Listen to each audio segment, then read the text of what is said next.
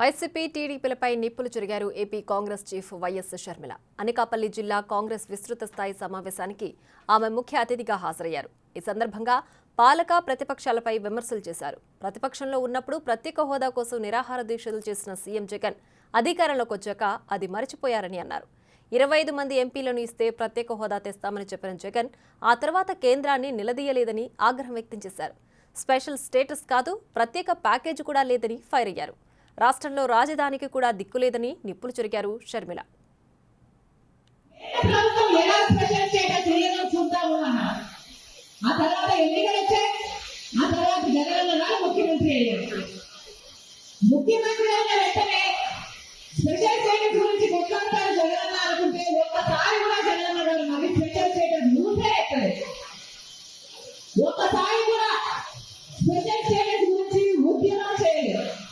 ఒక్క నిజమైన ముఖ్యమంత్రి చేయలేదు, ఒక్కసారి నిలదీయలేదు, కనీసం మాట ఒక్కరైనా కూడా స్పెషల్ స్టేటస్ ఏమైంది అని బీజేపీని నిలదీయలేదు.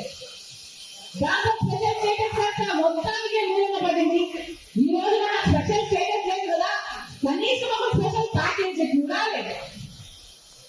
పోలవరానికి 90% నిలిపిస్తామన్నారు, అది లేదు.